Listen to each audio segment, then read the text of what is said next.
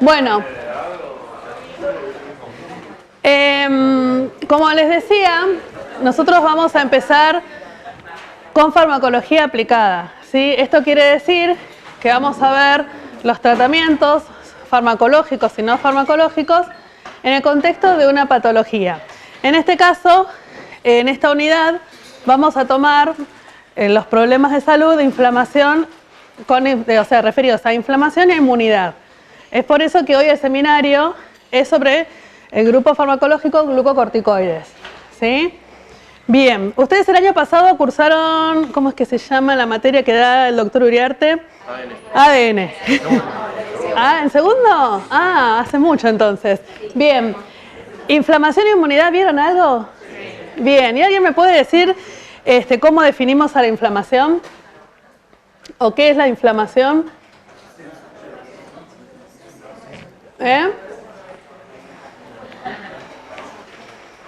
¿Ni leído? ¿Nadie puede decir qué es la inflamación? Bien, la inflamación es una respuesta, ¿no? Una respuesta del organismo que se produce ante la exposición a un daño, ¿sí? Que ese daño puede ser una herida, el calor extremo, por eso es físico o químico, pueden ser quemaduras, bueno, cualquier situación que provoque un daño en el organismo va a provocar esta inflamación, ¿sí?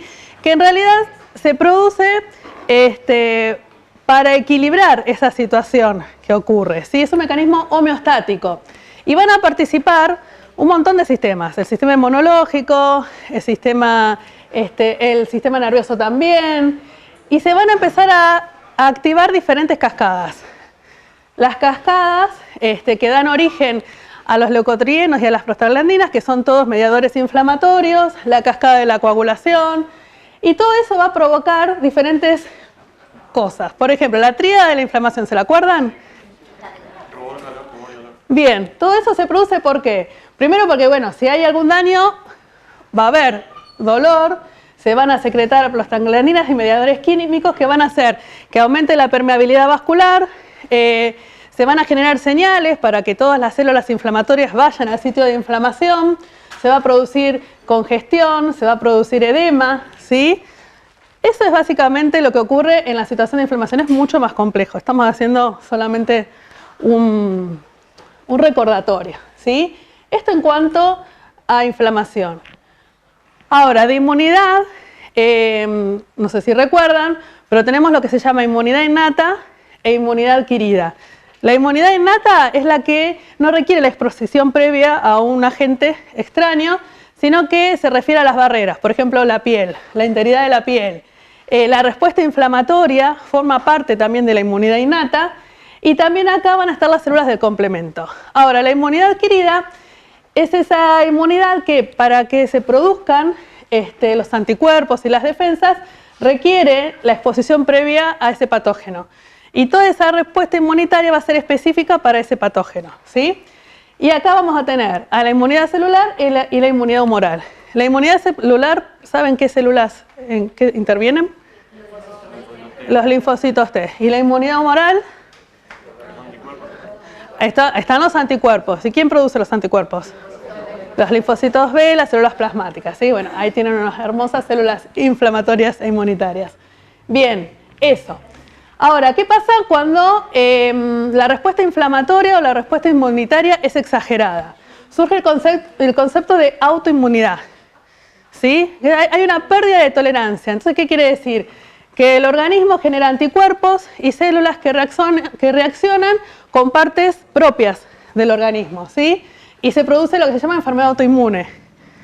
Entonces, va a haber presencias de anticuerpos en el suero, un anticuerpo fijado a una célula o a un tejido, va a haber infiltrado inflamatorio, ¿sí?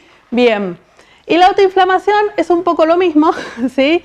En realidad es una respuesta inflamatoria exagerada en una parte de nuestro organismo.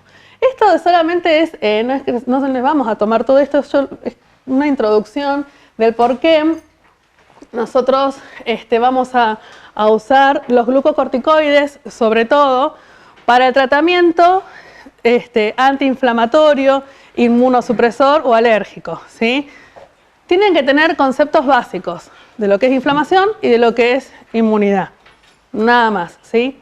Bien, entonces ahora sí nos vamos a meter al tema corticoides específicamente. Bien, ustedes saben que los corticoides son hormonas endógenas, ¿sí? Bien, ¿y qué hormona endógena conocen? El cortisol, sí, bien. Entonces, este señor que aparece acá, que ahora no lo puedo poner, a ver si saca,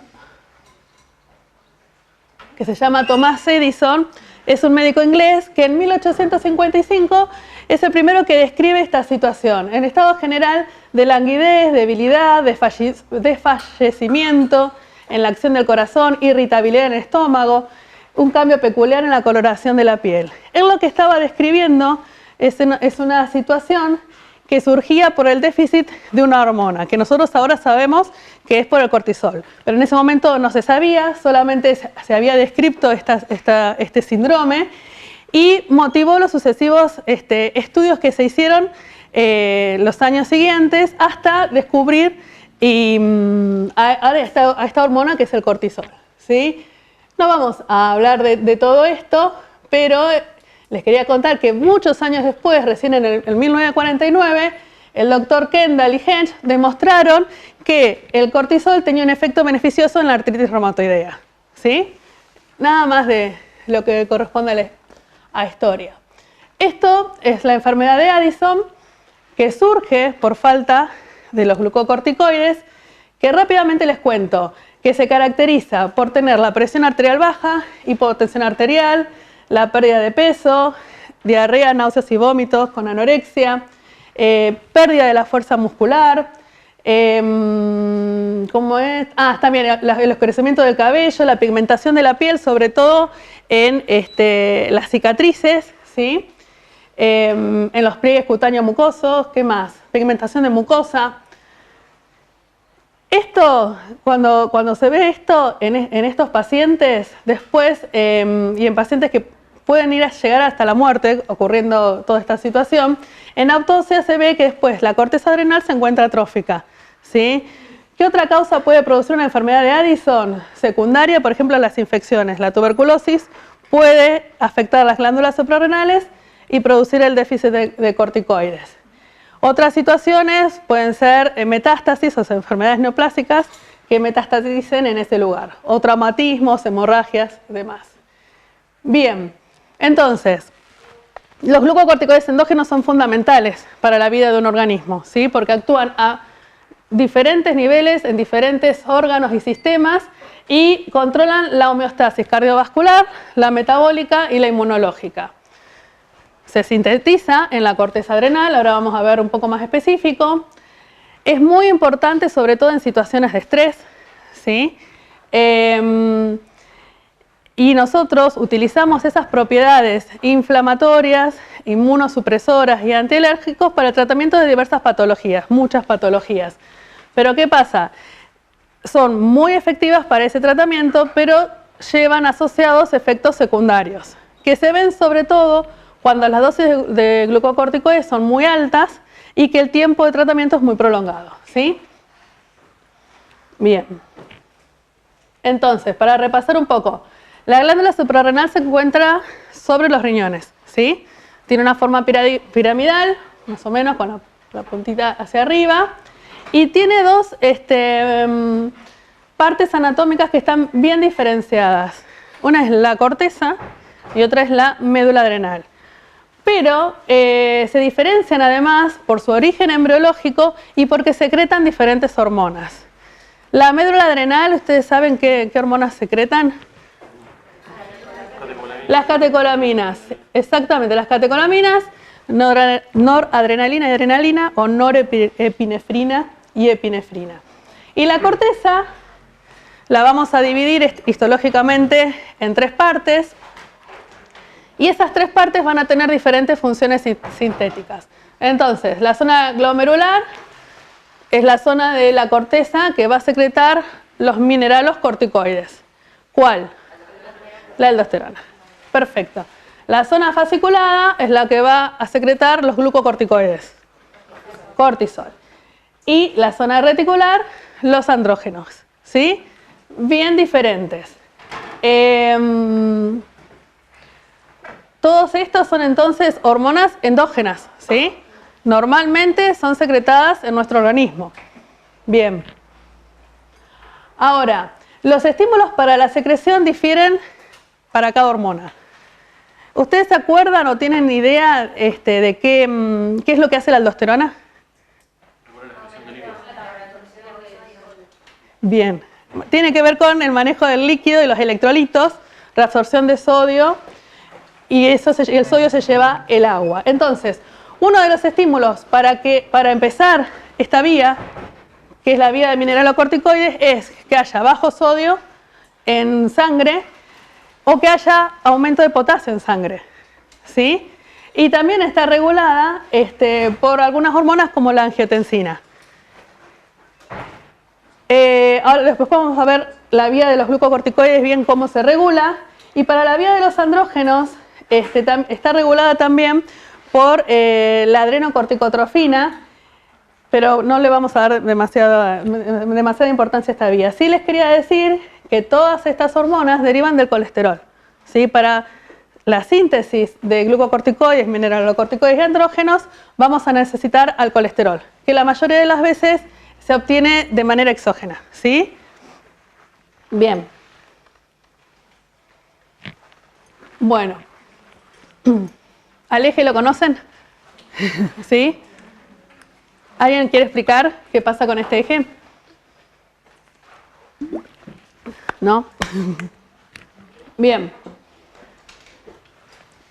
Acá nos detenemos un poquito. En este esquema, acá intenta ejemplificar, o mostrar lo que es el eje hipotálamo hipófisis adrenal, que está compuesto por el hipotálamo, la hipófisis anterior y en este caso la glándula suprarrenal, ¿sí? Bien. Nosotros habíamos dicho que la zona fasciculada secreta cortisol. ¿De qué depende que el cortisol se libere en plasma? Del cortisol estoy hablando. Del estímulo de... el hipotálamo libera adrenocorticotropina y que la hipófisis liberaba corticotropina, ¿no? La hipófisis, que está acá, específicamente la hipófisis anterior, libera una hormona que se llama ACTH o adrenocorticotrofina, ¿sí?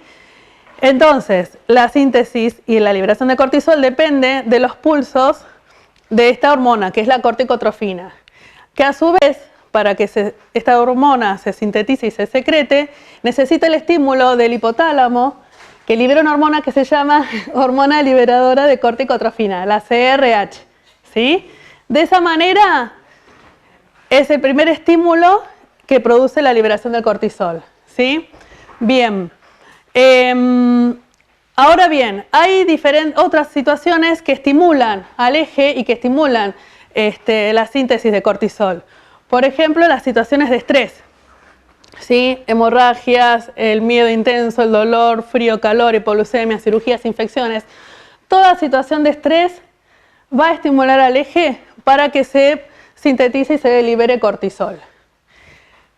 El sistema inmunitario también, que lo vamos a considerar también como dentro de una situación de estrés, porque se va a activar cuando hay algún agente patógeno. Entonces, el sistema inmunitario también va a liberar mediadores como la interleuquina 1, la 2, la interleuquina 6, el factor de necrosis tumoral alfa, que va a estimular al eje para la síntesis de cortisol. Y esto se produce para que haya una regulación. Hola, Anto. ¿Cómo estás? Esa liberación de cortisol va a regular un poco toda esta cascada inflamatoria y inmune que se produce ante el daño, ¿sí? Bien.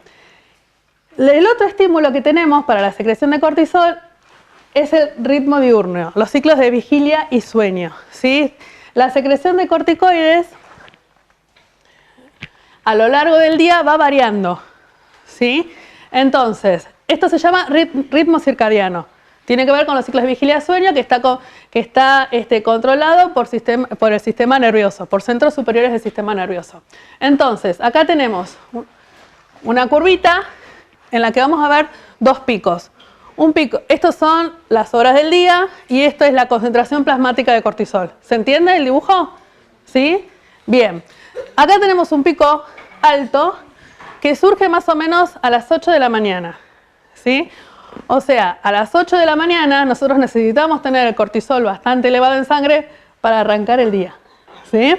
Bien.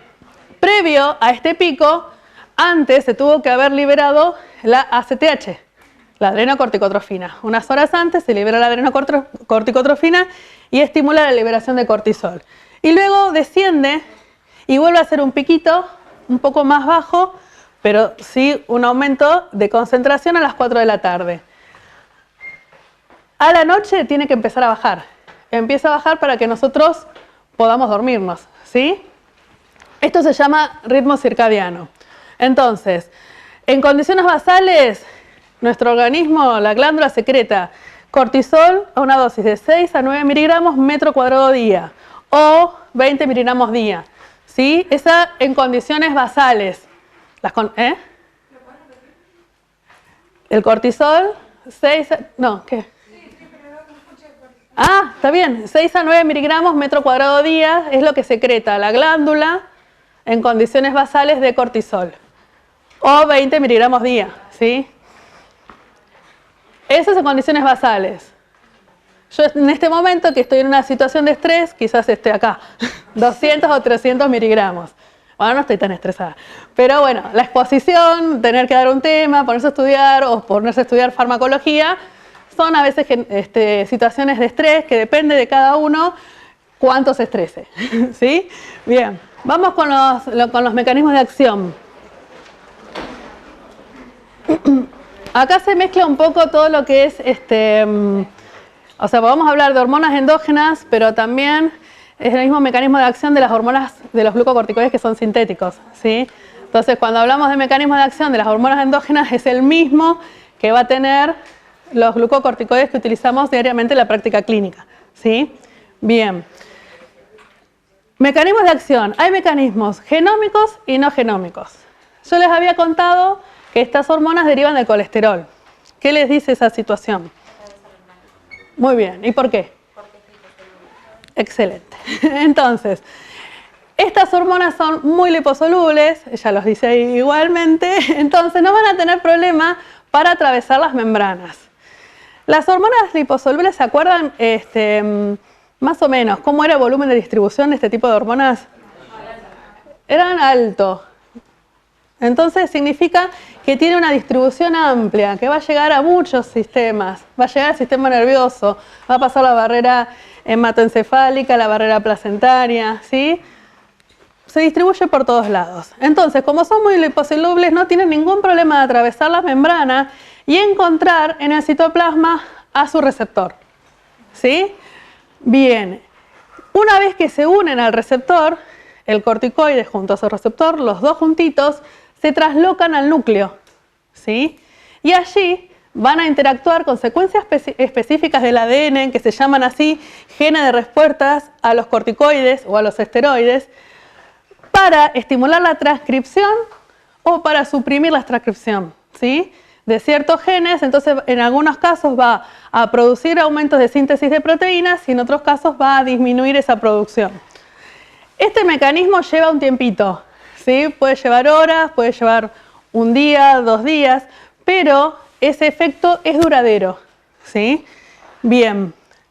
El receptor, después lo vamos a ver en un grafiquito.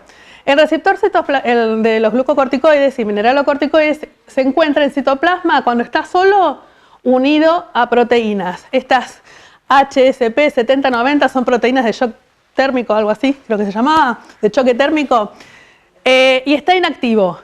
Cuando ingresa el corticoide a la célula, se libera de estas proteínas y forma un complejo, ¿sí? Corticoide, receptor. Bien. Listo, esto ya está.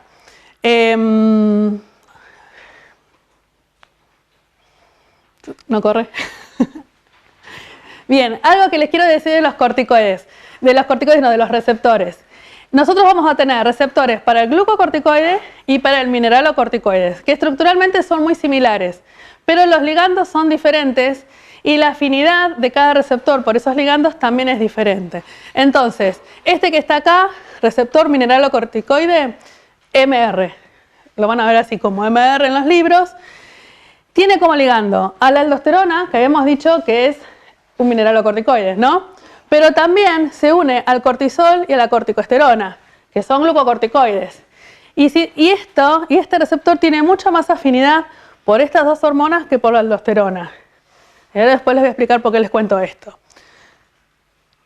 Lo que tiene de diferente es que tiene una ubicación bastante restringida. El receptor MR lo vamos a encontrar a nivel renal, en los túbulos contorneados y en el túbulo distal. También va a estar en el colon y en todas las glándulas sudoríparas, salivales, en el sistema nervioso también. Y a bajas concentraciones del mineralocorticoide está ocupado casi en el 90%. Está todo ocupado. Ahora, ¿qué pasa con el receptor de glucocorticoides? GR, le vamos a decir, ¿sí? Los únicos agonistas endógenos, cortisol y corticosterona, ¿sí? Los glucocorticoides. O sea, la aldosterona no se puede ligar a pero sin embargo, los glucocorticoides sí pueden unirse al MR, ¿sí? Bien. Y este receptor sí está distribuido ampliamente.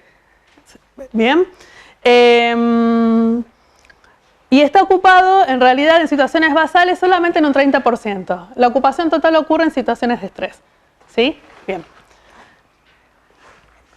Ahora, yo lo que les quería explicar es esto. Nosotros decíamos que el receptor de mineralocorticoide tiene también afinidad por los glucocorticoides, por el cortisol. Entonces, ¿cómo hace el organismo para que ese cortisol no ejerza acciones mineralocorticoides? Hay lo que se llama un metabolismo prereceptor, que lo hace esta hormona, 11-beta-HSD, que acá me lo tuve que escribir porque no me salía, volví para atrás. La 11-beta-hidroxideshidrogenasa, no se la tienen que acordar, pero me pareció interesante saber que hay un tipo 1 o un tipo 2, que la tipo 2 se encuentra en el túbulo distal y que lo que hace es inactivar al cortisol. Lo inactiva, entonces le deja el lugar libre a la aldosterona para unirse a ese receptor. La tipo 1 va a estar también distribuida ampliamente y lo que hace es activar a la cortisona en cortisol, porque la cortisona está inactiva. Entonces, para poder unirse al receptor, primero tiene que pasar por este metabolismo, convertirse en cortisol y se une al receptor. Y así interactúan. ¿Sí? Bien. Vamos a pasar a la siguiente. Esto trata de ilustrar el mecanismo genómico. Vamos a ver si lo podemos entender juntos. El cortisol, como es una hormona muy liposoluble, en plasma, ¿cómo tiene que circular? Es esta, la CBG o transcortina, es la proteína que va ligada al corticoide en plasma. Pero cuando el corticoide pasa a la célula, pasa solamente el corticoide. Ese sería el corticoide, ¿sí? Pasa fácilmente al citoplasma y se encuentra con GR, con el receptor, ¿sí? Que como les decía, cuando está inactivo, está asociado a estas dos proteínas. Cuando llega el corticoide a la célula, al citoplasma, se la encuentra, se libera de estas dos proteínas y forma un complejo.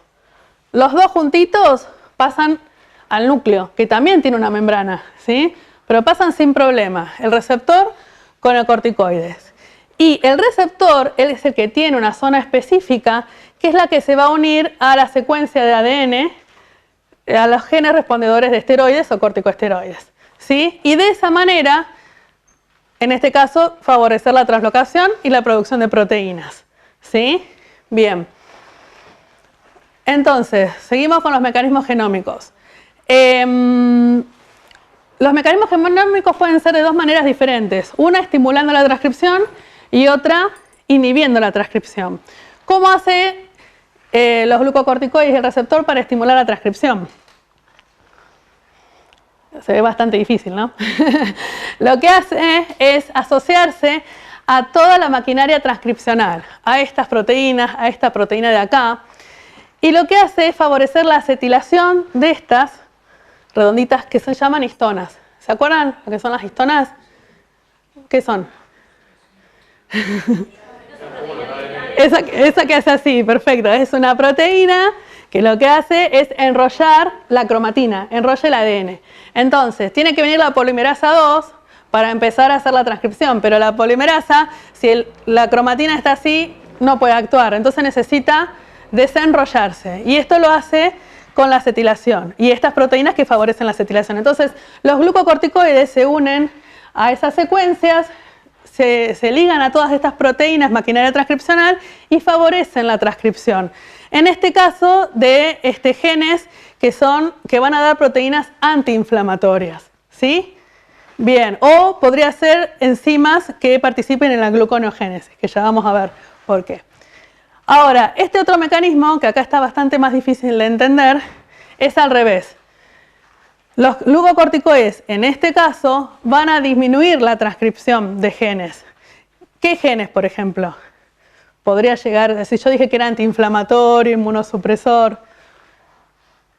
Algunos que codifiquen la síntesis de citocinas, esas cosas. Claro, o de las enzimas de la COX, por ejemplo. Ahora vamos a ver. Entonces, hace lo mismo, hace al revés, digamos. Lo que hace es desacetilar, asociarse a proteínas que desacetilen, entonces de esa manera se enrolla, ¿sí? Y se inhibe la síntesis de esos genes, ¿sí? Bien, o sea que puede ser el mecanismo genómico negativo o positivo, ¿sí? Bien, aumenta o disminuye la transcripción. Eso va a depender de dónde esté actuando, de qué célula, en qué célula esté actuando el corticoide, si va a aumentar o disminuir la síntesis de proteínas, ¿sí? Bien. Pero en una célula solo hace una acción. Depende, pues depende de cuántas cosas haga esa célula.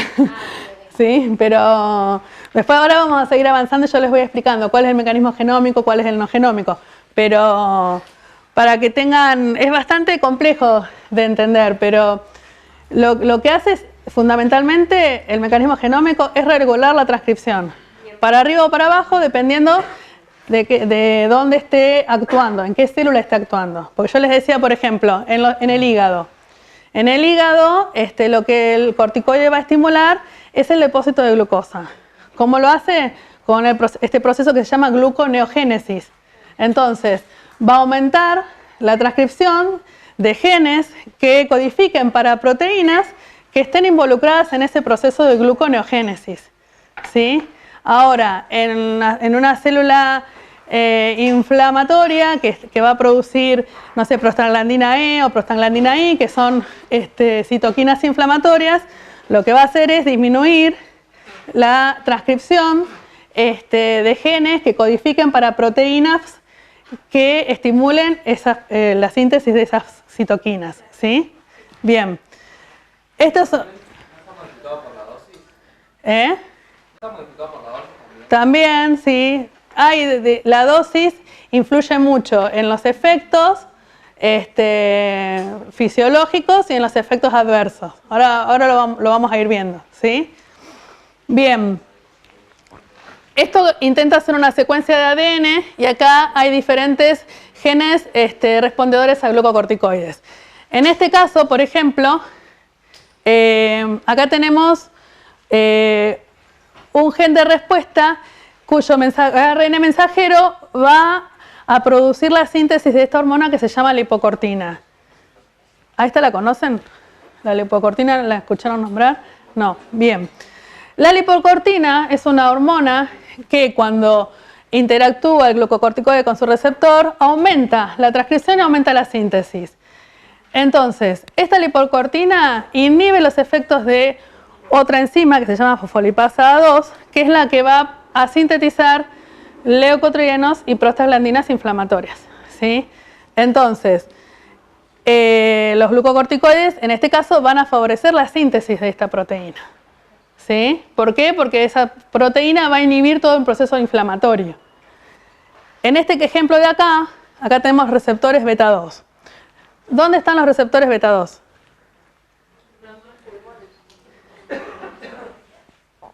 ¿Qué hace el receptor beta 2? Broncodilatación. ¿Y se acuerda a qué proteína estaba ligado? A la proteína GS. ¿Y qué produce esa proteína GS? Toda esa cascada. ¿Cuál es el segundo mensajero? ¿Qué hace con el AMP cíclico? Aumenta el AMP cíclico. Vayan repasando, porque parece muy lejos, pero acá relacionamos todo. Bien, entonces, los glucocorticoides van a estimular la síntesis de más receptores beta. ¿Se acuerdan cómo se llamaba eso?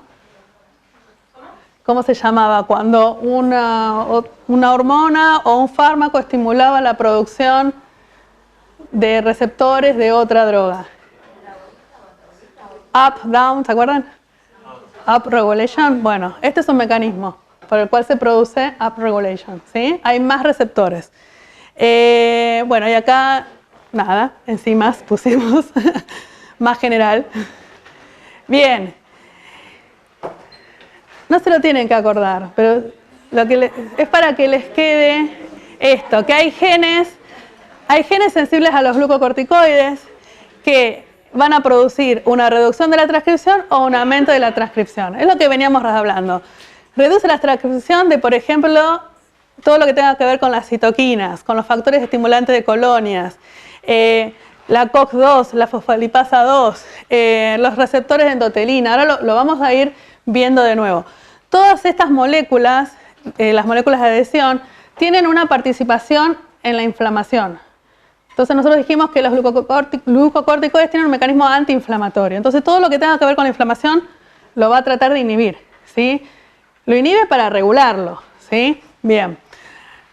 Aumento de la transcripción, ya lo dijimos, receptores de beta 2, los antagonistas del receptor de interleuquina 1, de la lipocortina, ¿sí? Son ejemplos. No es que se lo tienen que acordar así. Dale. Bien. Ahora, terminamos con los genómicos, vamos con los no genómicos. Ustedes cuando en la práctica clínica indican corticoides, van a ver que hay efectos que son inmediatos. Pues yo les había dicho que los no genómicos tardan horas, tardan días, pero en muchas situaciones clínicas que requieren de glucocorticoides, van a ver que rápidamente se producen los efectos. Esos efectos que se producen tan rápidos es por estos mecanismos no genómicos. Entonces, son inmediatos, segundos a minutos. Lo que hay es una interacción físico-química entre ese corticoide con las membranas, generalmente con las membranas. ¿Y qué van a hacer esto? Activación de cascadas de señalización. Activan alguna cascada, sobre todo, por ejemplo, quinasas que tengan un efecto antiinflamatorio. Porque la verdad es esa, uno para un efecto antiinflamatorio rápidamente ve los resultados. Después, puede pasar que también tenga interferencia con el metabolismo del ácido araquidónico, ¿sí? Que es una sustancia de la cual derivan los leucotrienos, las prostaglandinas, ya lo van a estudiar cuando veamos AINES. Interfieren en la maduración leucocitaria. Y acá hace algo particular, en el tejido hepático y en el tejido linfocitario. En los linfocitos induce la apoptosis. ¿Ustedes saben lo que es la apoptosis? Bien, induce la apoptosis, o sea que se mueren los linfocitos. Eso en el tejido linfocitario, pero en el tejido hepático hace al revés, ¿sí? Promueve o disminuye la apoptosis de esos hepatocitos. En el tejido nervioso lo que hace es regular la velocidad de descarga neuronal, ¿sí? Por ejemplo, modificando la recaptación de neurotransmisores. Y por este efecto es que el corticoide puede producir cambios en la conducta de la persona que esté tomando, que a veces pueden ser psicosis que se ven de manera rápida por el uso de corticoides, ¿sí? Bien, o sea, acuérdense, genómico y no genómico, ¿sí? Bien. O sea, todos los corticoides tienen mecanismos genómicos y no genómicos. Todos. O depende, o sea, puede tener solo genómicos y solo no genómicos. No, todos tienen genómicos y no genómicos, ¿sí? Después vamos a ver, no todos los corticoides tienen actividad mineralocorticoide, Algunos tienen más, otras menos, pero lo vemos más adelante, ¿sí? Algunos son más potentes antiinflamatorios que otros, pero lo vamos viendo. Disminuye la apoptosis. ¿Y cómo? En el tejido linfocitario. Los linfocitos. Bien. Esto no lo vamos a desarrollar ahora acá porque lo vamos a ir viendo, pero un poco era para que tengan una idea de todos los sitios de acción de los glucocorticoides, ¿sí? Acá ven un vaso sanguíneo, el hígado, el músculo, el tejido óseo, esto es un ganglio linfático, el sistema nervioso, está feíto, sí. No lo ayuda. La foto era buena, para resumir, pero no de buena calidad. Estos son el riñón, ¿sí? Estómago, el tejido adiposo, las células del sistema inmune, los glóbulos rojos, ¿sí? Ampliamente actúan. Cuando les preguntemos dónde actúa, por ahí, si se acuerdan de esa imagen, pueden ir resolviendo la situación. Bien, entonces, esto ya lo hablamos, pero lo volvemos a repetir. Efectos antiinflamatorios, antialérgicos e inmunosupresores. Acá se empiezan a mezclar los efectos que son fisiológicos con algunos efectos secundarios, ¿sí? Los efectos secundarios van a depender específicamente de la dosis que usemos de glucocorticoide, del tipo de glucocorticoide y del tiempo del tratamiento, ¿sí? Porque yo estoy buscando un efecto antiinflamatorio, pero si la dosis es muy alta y genero, no sé, un tratamiento de más de 10 días, voy a también tener un efecto inmunosupresor y eso me va a generar riesgo de infecciones, ¿sí? ¿Van entendiendo? Bien, entonces, va a inhibir, ¿por cuáles son los mecanismos que hacen que sea antiinflamatorio? Porque inhibe la producción y secreción de citoquinas. ¿Cuáles? Las inflamatorias, interleuquina 1, factor de necrosis tumoral alfa, el interferón, el factor estimulante de colonias granulocíticas, ¿sí? Y esto lo hace por un mecanismo directo que les había dicho, genómico y no genómico también, ¿sí? Bien, disminuye la acumulación de los macrófagos y los neutrófilos a los sitios de infección. ¿Esto cómo lo hace? Porque disminuye la síntesis de proteínas de adhesión en el endotelio. ¿Qué más? Disminuye la síntesis y la liberación de los leucotrienos. ¿Esto cómo lo hace? No, disminuye que los macrófagos y los neutrófilos vayan al sitio de infección, ¿sí? Bien. ¿Cómo inhibe la síntesis de los leucotrienos? Un mecanismo no genómico que era el aumento de qué enzima. Lipocortina. Bien. La lipocortina. Acuérdensela porque después la vamos a seguir viendo. Bien. Otra cosa que hace con respecto al mecanismo antialérgico, disminuye la degranulación de los mastocitos, ¿sí? Y la liberación de la inmunoglobulina E. ¿Qué pasa con los linfocitos T? Tiene citotoxicidad, que ya habíamos dicho, que aumenta la apoptosis, ¿sí? Y disminuye la expansión clonal. La expansión clonal es que se empieza a multiplicar, ¿no? Bien, y que dé las diferentes colonias de linfocitos. Perfecto. No lo vuelvo a repetir, pero actúa sobre los macrófagos, basófilos, mastocitos, linfocitos, células endoteliales, fibroblastos. Todos estos son actores importantes dentro de los mecanismos inflamatorios, ¿sí? Bien. Este dibujito se los pongo para que vean a qué nivel actúan los esteroides. Esto en realidad es para ver el efecto de los AINES, que lo van a ver en otro trabajo práctico, pero les cuento. El ácido araquidónico es el precursor de las prostaglandinas, del tromboxano, de la prostacyclina y por esta vía que es de la lipoxigenasa de los leucotrienos, ¿sí? Algunos de todas estas citoquinas son proinflamatorias. Otras tienen otras funciones, como por ejemplo protector a nivel gástrico o protector renal. Pero en el caso del efecto antiinflamatorio. Entonces, el ácido araquidónico se libera de los fosfolípidos por un estímulo, por algún daño, y a través de esta enzima, la fosfolipasa A2, se libera y a través de la ciclooxigenasa empieza la síntesis de prostaglandinas. Yo les había dicho que los esteroides aumenta la transcripción de esta hormona que se llama lipocortina, que va a inhibir a esta enzima que es la fosfolipasa 2. Entonces no se libera el ácido araquidónico. Los AINES, que son los antiinflamatorios no esteroideos, actúan un nivel más abajo inhibiendo esta, la ciclooxigenasa, la COX. ¿Sí? Para que empiecen a verlo. Ya lo van a tener que estudiar mejor. Ahora va muy rápido. El efecto inmunosupresor. Bueno. Uno más. No pasa nada. Yo me quise hacer la canchera, le empiezo a poner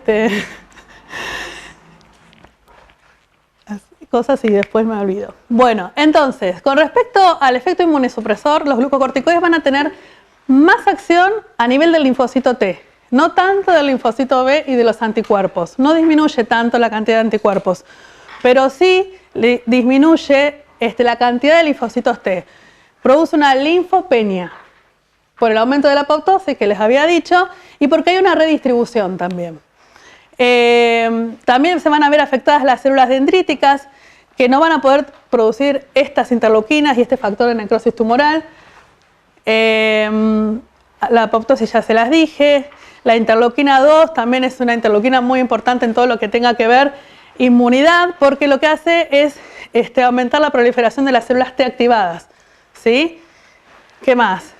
La interleuquina 1 y el factor de necrosis tumoral también tienen un papel muy importante en inmunidad.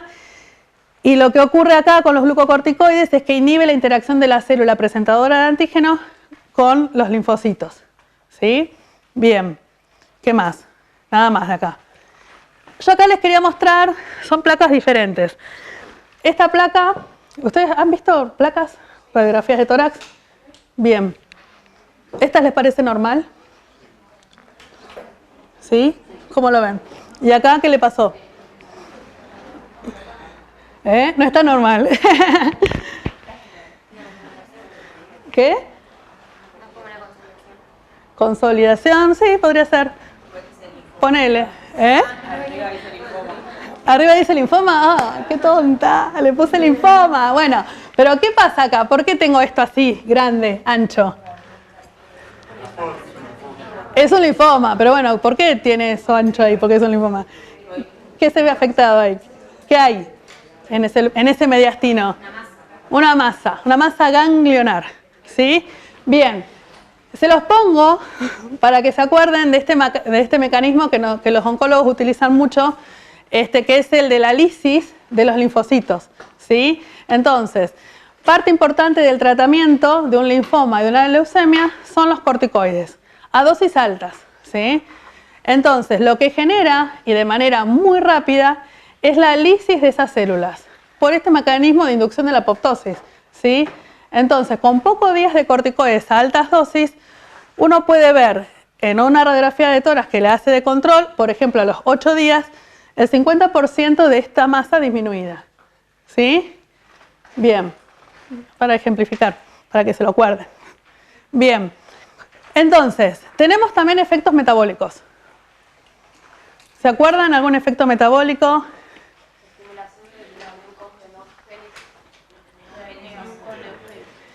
Gluconeogénesis, muy bien. Lipólisis también. ¿Y después qué? Perdón. El depósito de la glucosa como glucógeno. Glucogenogénesis, eso. Sí.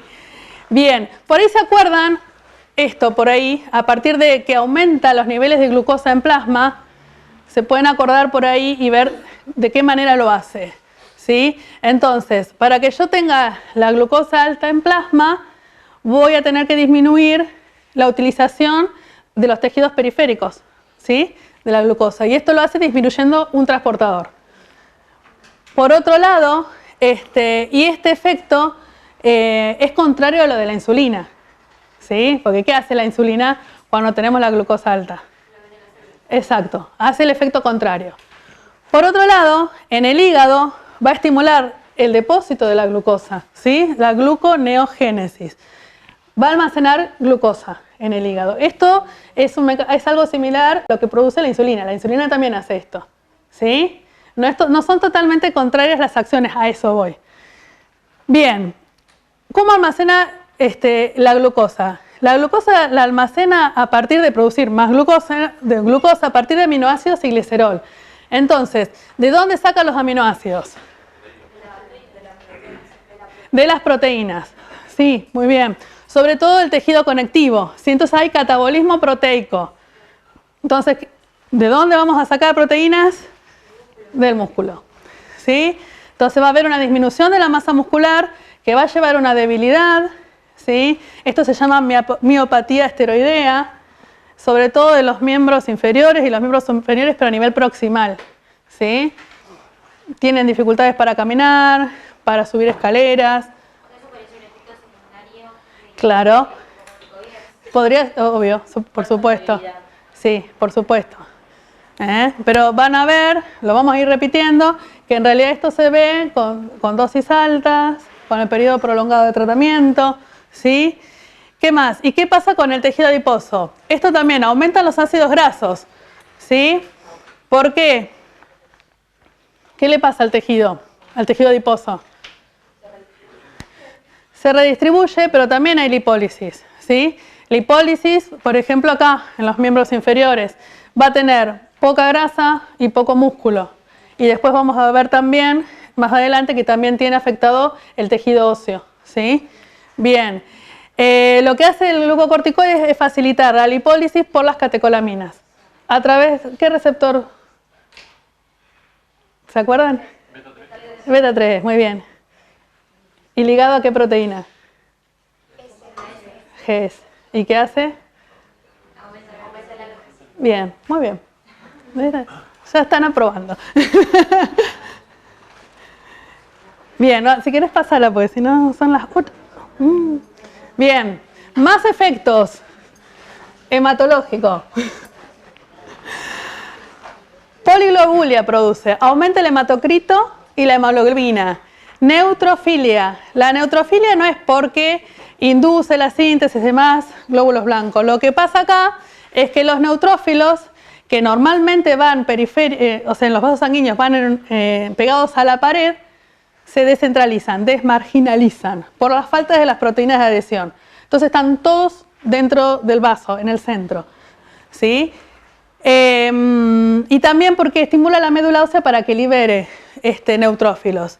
Después, los eosinófilos, los linfocitos y los monocitos para abajo. ¿Sí? Hay eosinopenia, linfopenia y monocitopenia. Estos dos por el mecanismo que les había hablado de la apoptosis. ¿Sí? Bien. El hidroelectrolítico tiene que ver sobre todo con esto, con los receptores mineralocorticoides. ¿Se acuerdan que habíamos hablado al principio? Que van a estar en el riñón, pero en los túbulos distales y en los túbulos colectores. También en las glándulas sudoríparas, en las glándulas salivales y en el colon. ¿Qué va a hacer? Va a reabsorber sodio, ¿sí? Y a eliminar potasio y protones por la orina. También se libera calcio, ¿sí? Pero bueno, el efecto mineralocorticoide tiene que ver con la reabsorción de sodio y la eliminación de potasio. Perfecto. Bien. Cardiovascular, aumenta la tensión arterial. Sobre todo, ¿por qué mecanismo les parece? Por el... Exacto, porque retengo sodio y me llevo agua con eso. Entonces, ese es un mecanismo. Pero también los vasos sanguíneos se ven más hiperactivos a hormonas como las catecolaminas, ¿sí? O sea que hay dos mecanismos. Y en sistema nervioso hay una variedad de cosas que le puede pasar a una persona que esté en tratamiento con corticoides, pero va desde deprimirse o estar en apatía, psicosis, ansiedad, insomnio, manía, de todo, ¿sí? Bien. Esa reabsorción de sodio que lleva consigo la reabsorción de agua es porque muchas veces los pacientes que toman glucocorticoides están como más matizados. Claro, tiene que ver con eso, sí, sí, exactamente. Después hay otra diapositiva que les cuento por qué pasa eso. Efectos sobre el metabolismo óseo, sobre el pobre amigo, ¿sí? ¿Qué pasa? Se tienen que acordar que es hipocalcemiante, ¿no? Baja el calcio en sangre. Entonces, ¿de qué manera yo puedo bajar el calcio en sangre? Sin saber, sin estudiar nada.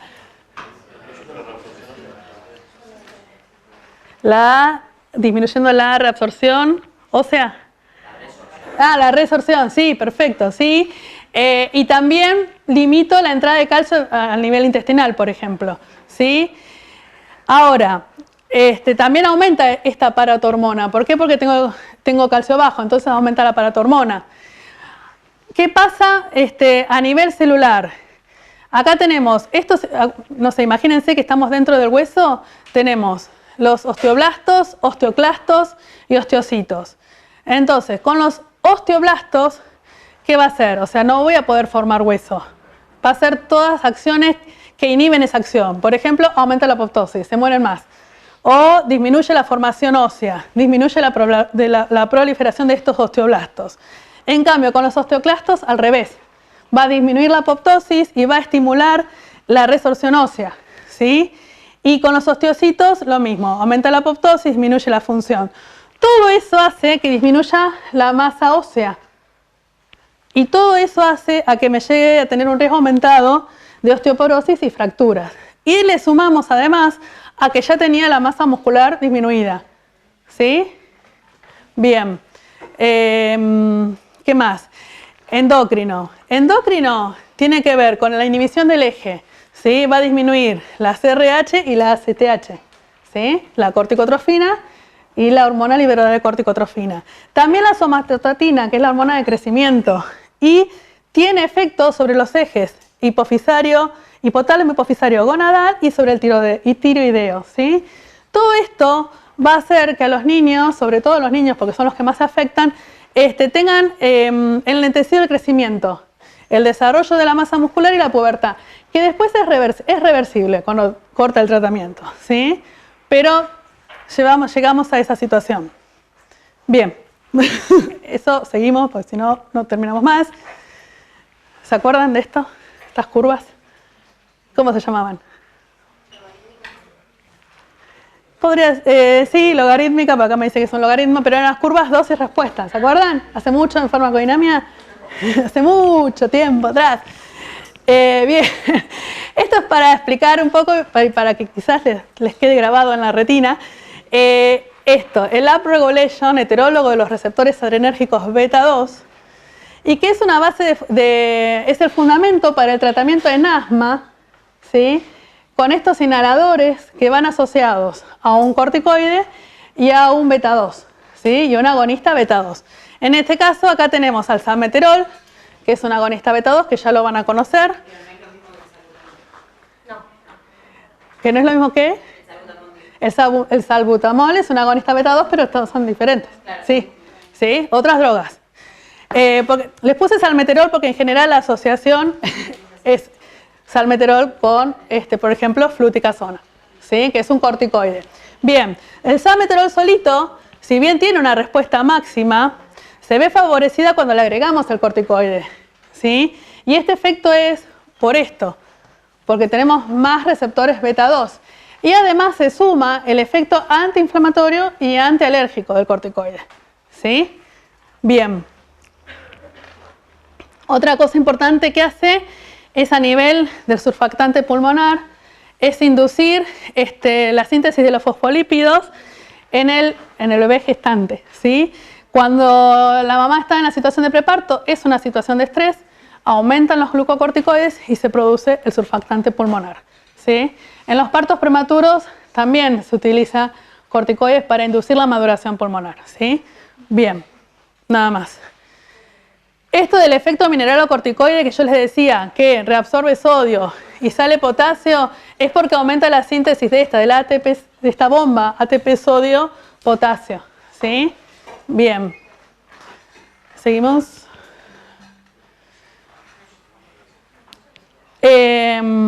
No sé si quieren que resumamos. ¿No? Seguimos. Yo sigo haciendo resúmenes. ¿Eh? No, volvé para atrás si querés. Pero igual... ¿Eh? Ay, no me acuerdo. Me parece que se llama Farmacología Ilustrada. Pero a mí me encantaría que puedan hacer esto ustedes. Yo se los muestro en realidad para que lo hagan ustedes. Porque acá está todo. ¿O no? Tenemos el eje, tenemos la celulita, tenemos el receptor, las secuencias de ADN. ¿Cuáles son los efectos? disminuye la respuesta inflamatoria, la inmunológica, depósitos de glucógeno en el hígado, liberación de... ¿dónde estoy? Utilización disminuida de la glucosa, está todo. Y acá al lado, los posibles efectos adversos, porque el mismo mecanismo de acción o el mismo efecto fisiológico puede llevar a un efecto secundario, ¿sí? Porque ¿qué pasa si yo tengo la glucosa elevada en plasma mucho tiempo? Bien. Y puede, exactamente, el paciente puede desarrollar una diabetes latente, ¿sí? Puede quedar diabético. Como no, hemos tenido pacientes que desarrollaron una diabetes mientras usaron corticoides y después resolvió, pero en pacientes que ya están predispuestos, eso no se resuelve, ¿sí? Si yo tengo un catabolismo óseo aumentado, ¿qué voy a tener? ¿Qué me puede pasar? Osteoporosis. Con la osteoporosis, el riesgo de fracturas. Bien. Nada. Listo, seguimos. Háganlo ustedes, ¿sí? Estudien y hagan esos esquemas porque después es mucha información. No se la van a acordar. Cinética es fácil, ¿no? Porque si yo le digo que es una hormona muy liposoluble, la voy a poder dar por todos lados, ¿no? Por vía oral, se va a absorber muy bien por vía oral, se puede dar intramuscular, tópica, en gotas oftálmicas, gotas óticas, intratecal, intraarticular, como quieran. La podemos dar como quieran, ¿sí? Ya se los había dicho, es muy liposoluble, entonces en plasma tiene que ir unido a proteínas, sobre todo a la transcortina y la albúmina. Solo el 10% del corticoide circula libre en plasma, ¿sí? Y es el que va a tener todos los efectos. Ahora, cuando nosotros damos dosis muy altas de corticoides, todas estas proteínas van a estar saturadas, entonces voy a tener mucho corticoide libre para difundir a todas las partes del organismo. La vida media plasmática es entre 90 y 100 minutos, ¿sí? El metabolismo tiene que ser hepático, porque si no, ¿qué pasa? Va para el riñón, se reabsorbe, va para el riñón, se reabsorbe. Entonces, el hígado lo que tiene que hacer es metabolizarlo, modificar esa molécula que lo hace uniéndolo, conjugándolo a ácido glucurónico y sulfatos para que se pueda eliminar por orina, ¿sí? Es la mayoría de las hormonas que son muy liposolubles tienen este mecanismo de metabolismo y excreción, ¿sí? Bien.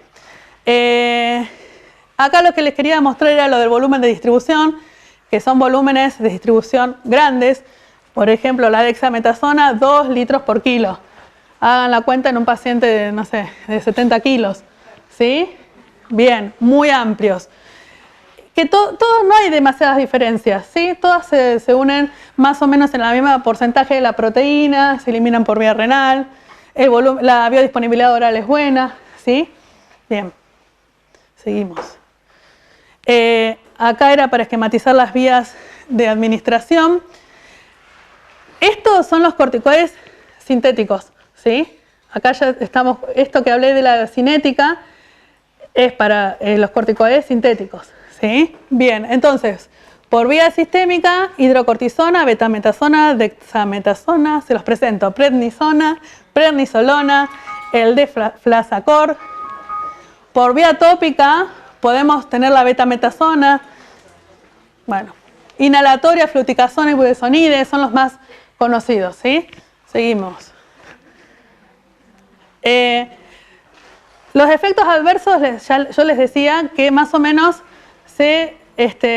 son iguales a los efectos fisiológicos, más o menos.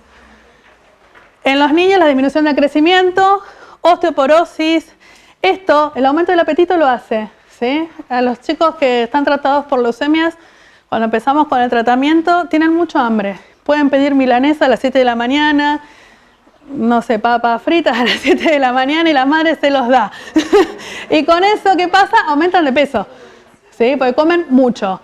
Y es muy difícil regularlos porque ya les había dicho que les afecta el ánimo. Entonces están irritables. Terrible manejar un niño con corticoides. ¿Qué más? Mayor riesgo de infecciones. ¿Por qué el mayor riesgo de infecciones? Por la inmunosupresión que produce. Bien, la distribución de la grasa. Bueno, el hirsutismo no lo habíamos nombrado. Hipopotasemia, edemas. Bien. Glaucoma. El glaucoma Es bastante frecuente en pacientes que quizás tengan antecedentes, ¿no? Y cataratas, no lo puse. Sí, a ver, una más.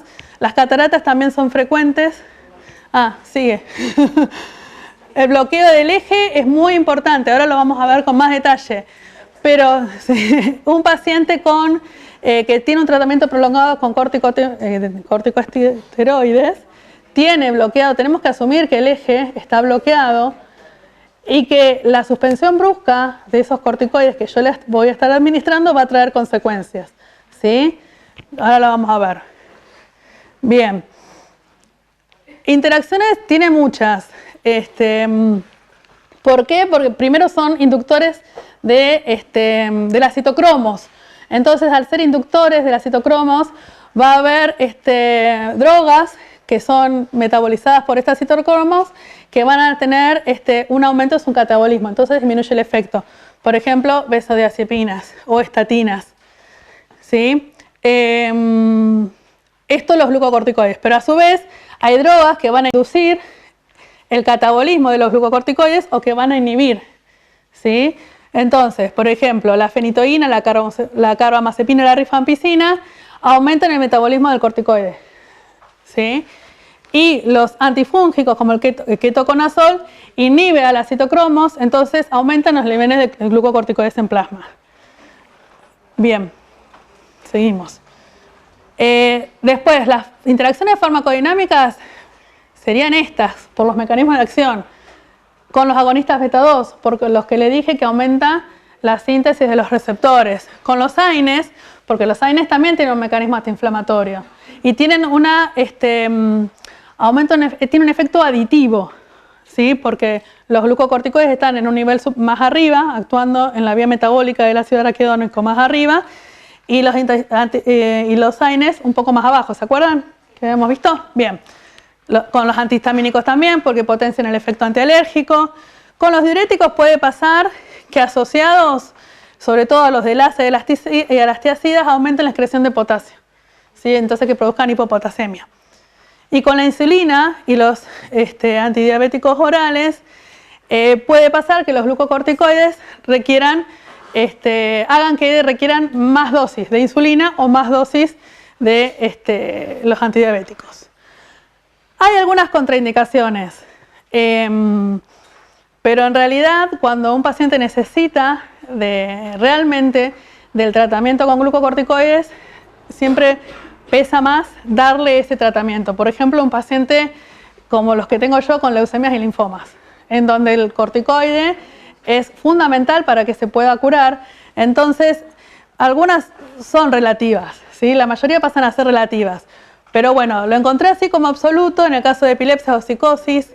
Habrá que verlo, valorar con cada paciente. Yo creo que la que más pesa ahí sí. Es el herpes sistémico. El herpes sí. ¿Que no lo puse? No. Sí, está ahí. Ah, bien. Pero bueno, acá, las infecciones sistémicas como tuberculosis o herpes. Si nosotros le ponemos a estos pacientes glucocorticoides, la tuberculosis se hace diseminada. Por ahí la tenía en un pulmón, nódulo pulmonar, y es diseminada. Y es muy grave. Bueno, la diabetes descompensada, obviamente, quizás no le demos en ese momento, pero un paciente diabético que requiere glucocorticoides, el tratamiento se lo vamos a dar. Le vamos a tener que manejar la insulina o los antidiabéticos orales que esté tomando, ¿sí? Bien, relativas, la úlcera péptica, porque se acuerdan que como inhibía la producción de prostaglandinas, y también aumenta la síntesis de ácido clorhídrico y de pepsina, y no le va a hacer tan bien a este paciente. Pero bueno, siempre vamos a valorar riesgo-beneficio, ¿sí? En paciente con osteoporosis lo mismo, riesgo-beneficio. Y en el embarazo y lactancia es porque se ha visto que puede producir retardo de crecimiento, hidrocefalia y no me acuerdo algunas situaciones más. Por la debilidad muscular. Sí, previo tomar un poquito de agua. Esto que les pongo acá es recontra importante.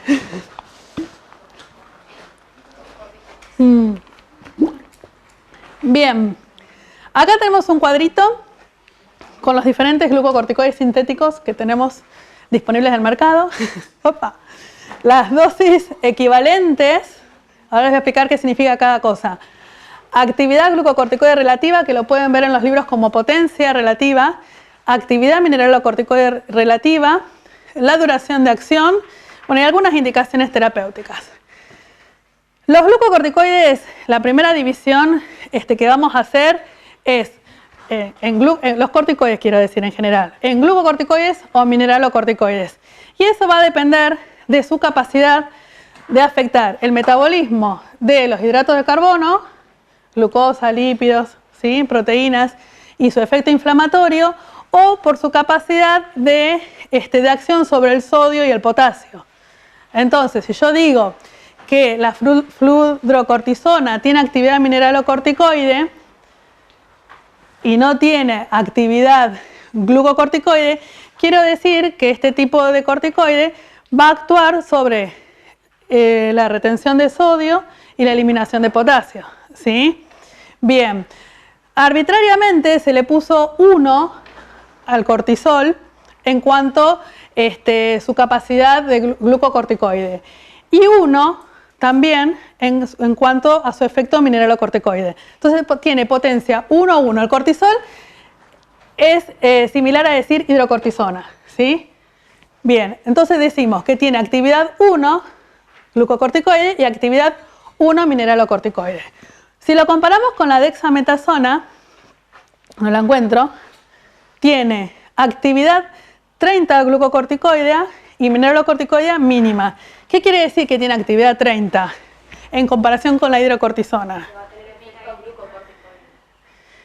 Va a tener efecto glucocorticoide.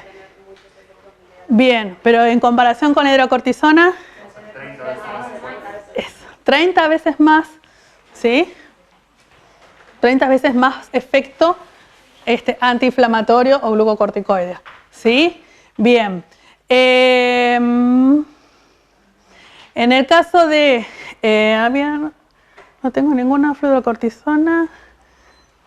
Bien, en el caso de la fludrocortisona, que acá la clasificamos como mineralocorticoide, es porque su actividad mineralocorticoide es bastante mayor que la inflamatoria, ¿sí? Tiene 125, 150. Esto es importante porque nos ayuda a decidir qué corticoide es el más adecuado según la patología que yo quiera tratar. Porque si yo necesito un efecto antiinflamatorio o inmunosupresor, voy a utilizar un corticoide que tenga potencia para eso. Y si no quiero los efectos de retención de sodio y agua, voy a tratar de que no lo tenga, de que tenga menos potencia para eso o menos efecto, ¿sí? Entonces, por ejemplo, la dexametasona y la betametasona tienen fuerte actividad glucocorticoide, pero poco o nada mineralocorticoide. Entonces, lo vamos a utilizar para patologías inflamatorias, para inducir la inmunosupresión, ¿qué más? Bueno, antialérgico podría ser, pero la verdad que son bastante potentes. Por ahí, si la patología no requiere tanto poder antiinflamatorio, puedo utilizar otra, como la prednisolona, que tenga actividad glucocorticoide, pero que no sea tan intenso, que no sea tan potente, ¿sí? Bien. Y la otra forma de clasificarlos, ya dijimos, glucocorticoide o mineralocorticoide, según su capacidad de acción, y también es por la duración del efecto. Entonces tenemos corta duración, intermedia y larga, ¿sí? Ahora, y acá les pusimos vida media diferente a vida biológica. Cuando hablamos de vida media plasmática, hablamos de la droga en el plasma, ¿sí? Que dijimos que para todas más o menos está entre 90 y 100 minutos. Circula esos 90 minutos, listo, se elimina. Pero ¿qué pasa con el efecto? Sigue, se perpetúa, ¿sí? ¿Por qué? Por los mecanismos genómicos, sobre todo. Entonces, esa duración de acción, por ejemplo, para la hidrocortisona, dura entre 8 y 12 horas. ¿Sí? O sea, menos de 12 horas son los corticoides que tienen corta duración, hidrocortisona y cortisona. Intermedia, entre 12 y 36. La prednisona, el deflazacort, metilprednisolona. Y de larga duración, dexametasona y betametasona, ¿sí?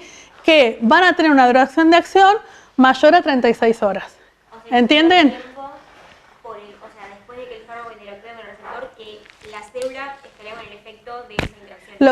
Lo que dura el efecto, ¿sí?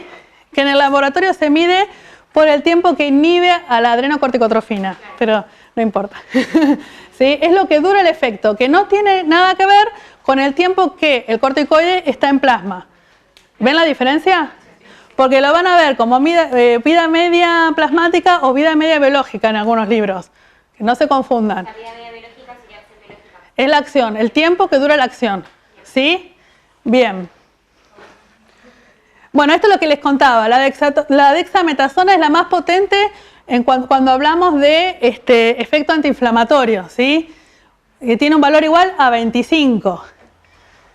Entonces, si la dosis de cortisol o hidrocortisona es de 20 miligramos día, la dexametasona será 25 veces menor, 0,8 miligramos por día, ¿sí? ¿Entienden? ¿Sí? Bien. ¿Qué puse acá? Bueno, no vamos a llegar. Después en el trabajo práctico vamos a hacer un ejercicio que es para pasar de un corticoide a otro. Por ejemplo, estoy con prednisolona durante mucho tiempo y quiero empezar a disminuir la dosis y pasar la hidrocortisona. Bueno, hay dosis equivalentes, que eso lo van a ver en todos los cuadros, ¿sí? Y lo vamos a hacer en el trabajo práctico para poder afianzarlo un poco más. Pero pues ya son las 9, 9 y 12. Bien, aplicaciones terapéuticas, todas. Todas, a todo nivel, en toda especialidad. Insuficiencia suprarrenal aguda. Cuando hay una insuficiencia suprarrenal, vamos a usar hidrocortisona. ¿Por qué?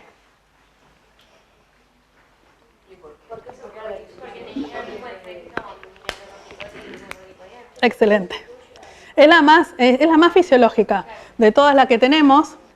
¿Sí? El cortisol tiene 1 de potencia o de actividad relativa mineralocorticoide y 1 glucocorticoide. ¿Sí? Entonces, si tenemos una insuficiencia suprarrenal, tenemos que utilizar un corticoide sintético similar, que tenga lo mismo, ¿sí? Porque voy a necesitar los dos efectos, el mineralocorticoide y el glucocorticoide. Porque tampoco es que tiene 30 veces el efecto, sino que es como lo necesario para... Claro, es lo más fisiológico, sí. Vamos a dar dosis fisiológicas también, ¿no? Ahora vamos a ver cuáles son. Pero vos podés dar hidrocortisona a dosis mucho más altas y son suprafisiológicas y seguramente va a tener efectos adversos porque estoy dando dosis suprafisiológicas, ¿sí? O sea, acá tenemos que dar dosis de reemplazo. Claro, no necesitas ni hacer efecto inmunosupresor, No necesitas hacer todo eso, ¿sí? Son dosis de reemplazo. Bien. Bueno, las reacciones alérgicas, cuadros hepáticos como las hepatitis autoinmune, las enfermedades reumáticas, artritis reumatoidea, lupus, asma y EPOC, infecciones. Yo les había dicho que en realidad con las infecciones, si yo utilizo un tratamiento con glucocorticoides durante mucho tiempo, voy a tener probabilidad de desarrollar susceptibilidad a infecciones. Pero en el caso de algunas infecciones por gérmenes particulares, requieren tratamiento con corticoides, por ejemplo, el Pneumocystis jirovecii, que además del antibiótico requiere el corticoide, ¿sí? No. También lo usamos mucho con... ¿Cómo? o sea, para infecciones en las que el daño es más que inmunológicamente serían... Pero, ¿cuál es el sentido de darlo justo en esa infección si afecta sobre todo a gente que ya esté inmunodeprimida por sí? O sea, como que sería medio raro el efecto. Muy bien, este germen es un germen que no se da en todas las personas, solamente en pacientes con... Sí. Sí, pero en realidad lo que vamos a utilizar ahí es el mecanismo de regular la inflamación, ¿sí? Lo que pasaba con el COVID también, para las infecciones virales tampoco, nosotros usamos corticoides, pero donde hay una situación en la que había un montón de citoquinas inflamatorias, el corticoide podría tener un efecto, ¿sí? Como antiemético también se usa, el mecanismo no se sabe, pero se usa y es muy efectivo. Malignidad, leucemias y linfomas, como ya les dije, y donde sí buscamos un efecto inmunosupresor neto es en los pacientes trasplantados, ¿sí? Para evitar el rechazo. ¿Solo en leucemias y linfomas, en otras neoplasias, digamos? No, sí lo podés usar, por ejemplo, para el tratamiento del dolor, asociado a la morfina. A veces necesitas tener, cuando el mecanismo del dolor tiene un mecanismo inflamatorio, o por compresión, el corticoide ayuda. Pero como tratamiento específico, o sea, que es parte del tratamiento, es para leucemias y linfomas. O sea, ¿hay otros inmunosupresores que no sean corticoides? Claro, la quimioterapia. Quimioterapia, que en realidad no es que vos estás buscando el efecto inmunosupresor ahí. Ahí yo estoy buscando que la célula neoplásica se muera, ¿sí? Estoy buscando un efecto lítico de esa célula. Bien. ¿Empezarás a ver resultados cuando estudien? Bueno, les cuento un poco, ya están re aburridos, ¿no? Marcos, ¿estás aburrido? ¿Vamos bien? Yo no tengo más agua en el cuerpo. Bien, les quiero contar un poco este concepto, que lo van a ver por ahí más adelante en la práctica clínica. Pero está bueno que lo vayan sabiendo y entendiendo. Ahora, corticoterapia prolongada. ¿A qué llamamos un tratamiento prolongado con corticoides? Lo que dice acá, no se los voy a preguntar. Es cuando iniciamos un tratamiento que va a durar más de 10 a 14 días. Van a ver en los libros 10, 7, 10, 15, entre 10 y 14, a dosis que son suprafisiológicas. ¿Sí? Bien. Por ejemplo, la dosis fisiológica de la hidrocortisona endovenosa es 6,8 miligramos metro cuadrado día. No se los voy a preguntar, pero para que tengan una idea. O, si es por vía oral, 10 a 15 miligramos metro cuadrado día. Esas son dosis fisiológicas. Todo lo que yo dé por arriba de esa dosis es suprafisiológico. ¿Sí? Ahora, la mayoría de las patologías que requieren un tratamiento con corticoides, más del 50% reciben dosis por arriba de lo suprafisiológico. ¿Sí? Pero si yo lo doy en un tratamiento corto, 5 días, 3 días, no tendría tanto riesgo, digo no tendría porque todo es relativo, porque va a depender del paciente, de sufrir efectos adversos. Y yo podría estar bastante tranquila de suspender ese tratamiento de manera abrupta, le digo tomá 5 días y terminá, y estar segura de que ese paciente no va a tener efectos secundarios por la inhibición del eje. ¿Sí?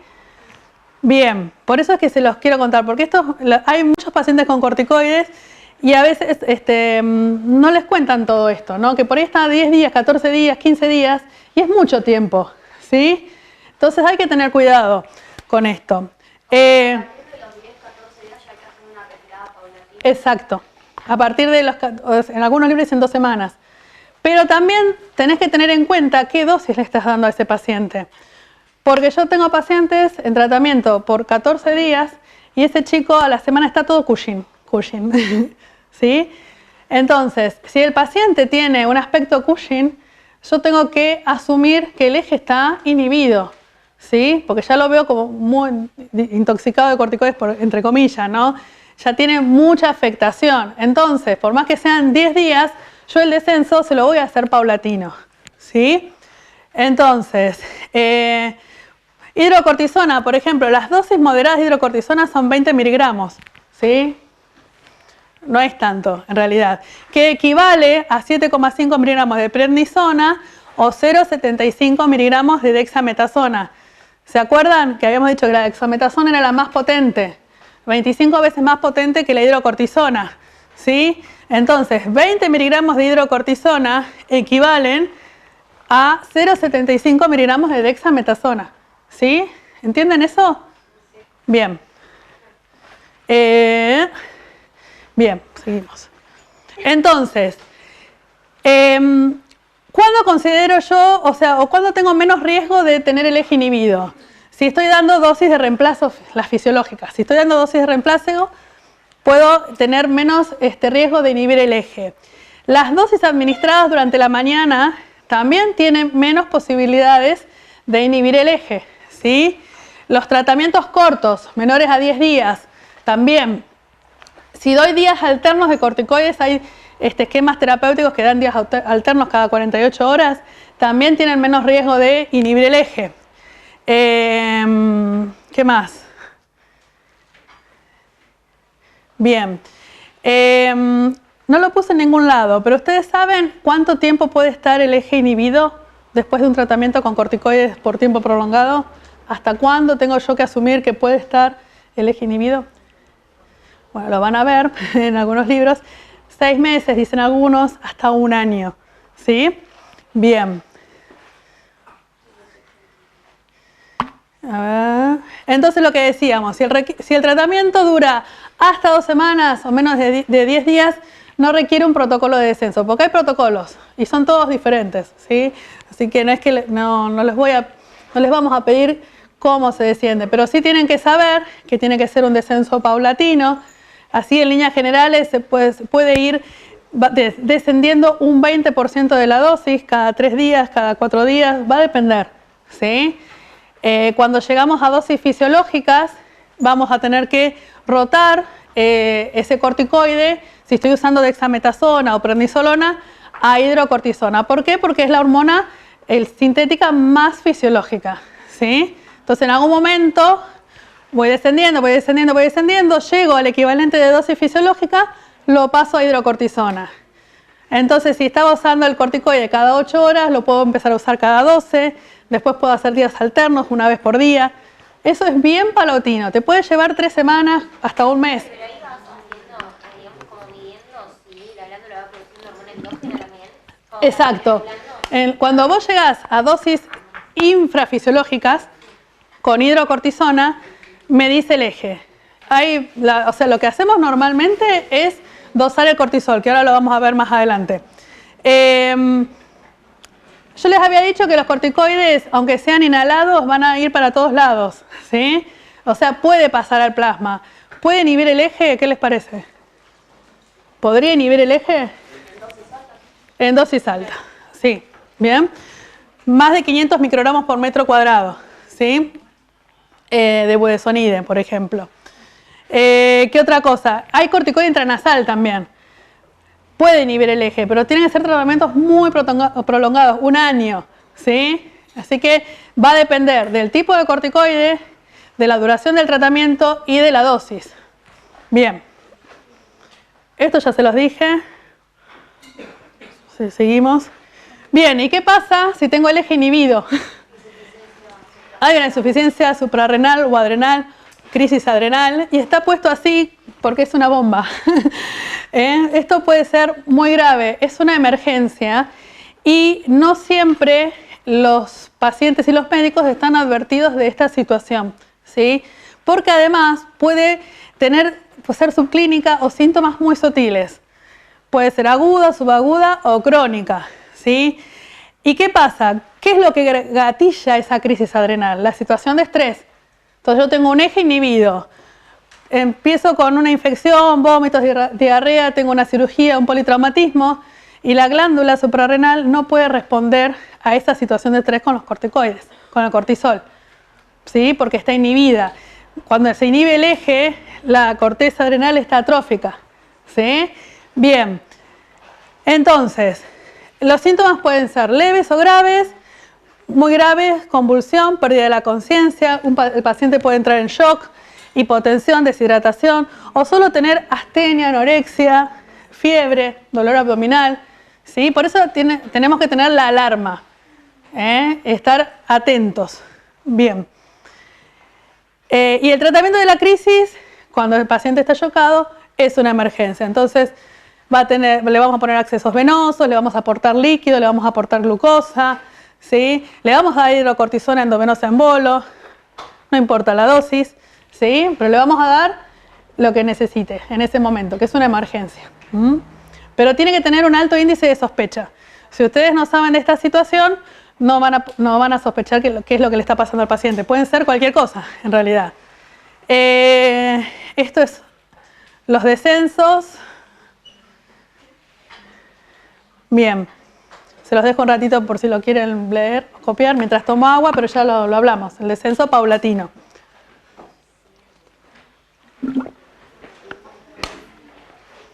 Bien. Esto lo saqué de lo que habías mandado vos.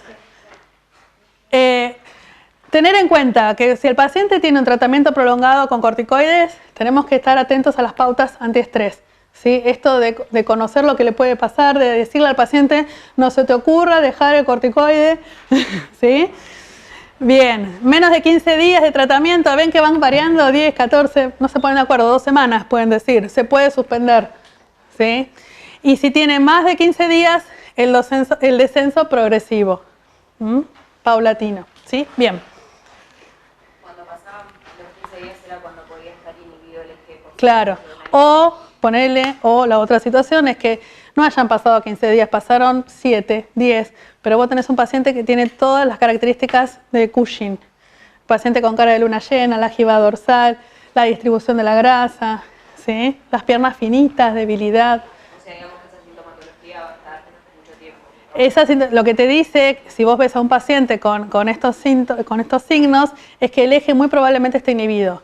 Y vos le vas a preguntar, ¿está en tratamiento con corticoides? Te va a decir sí, ¿qué dosis? Te va a decir seguramente una dosis muy alta. Entonces, a ese paciente igual, aunque no haya cumplido los 15 días, le vas a hacer un tratamiento, como es un descenso prolongado, paulatino digo, perdón, no prolongado. Aunque no haya tenido un tratamiento prolongado, ¿sí? Bien. Y esto es lo que hablábamos de la medición del cortisol. ¿Cómo evaluamos el eje? Con la medición de cortisol y la adrenocorticotrofina. Si el cortisol en sangre es menos de 5 miligramos por decilitro, sugestivo de insuficiencia suprarrenal. ¿Sí? Me da esto y tiene que seguir con los corticoides, con la hidrocortisona, ¿sí? Un tiempo más. Si te da entre 5 y 12 es dudoso, entonces ahí tenemos que hacer esta prueba, que no sé cómo es, así que no se las puse, lo verán más adelante. Y si tiene más de 15, va a predecir que tiene el eje normal, ¿sí? Bien. ¿La prueba con dexametasona no se usa? No sé, la verdad que nosotros normalmente endosamos cortisol, no sé, en terapia no. Bien, las pautas antiestrés significa qué vamos a hacer nosotros ante situaciones que van a generar estrés justamente. Lo vamos a dividir en leve, intermedias o grave, ¿sí?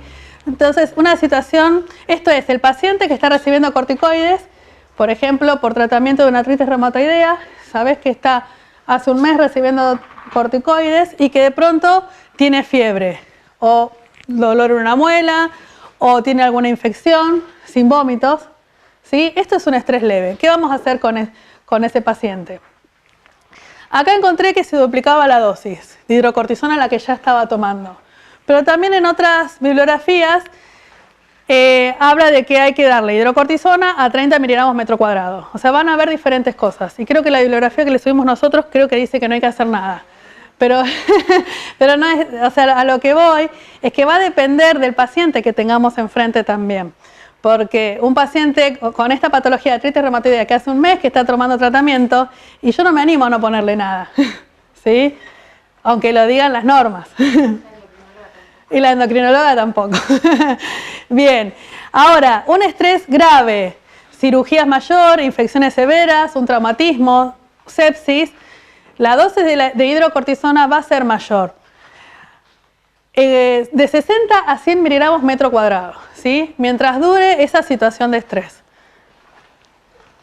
Bien, se los dejo para que investiguen más. Entonces hablamos de que si un paciente está tomando Sí. y tiene una situación de estrés, ahí tenemos que modificar la dosis. Muy probablemente. Hay que ver también qué tipo de dosis, cuánto está tomando. Porque yo a veces, mis pacientes tienen dosis que son superiores a la dosis de estrés más grave. Está tomando más de 60 miligramos metro cuadrado. Entonces, lo dejo con eso. No se me va a ocurrir bajar. Ahora, si está en descenso, me fijo cuál es la equivalencia con la hidrocortisona y si por ahí le tengo que subir un poquito la dosis. Depende de la situación de estrés que esté viviendo en ese momento.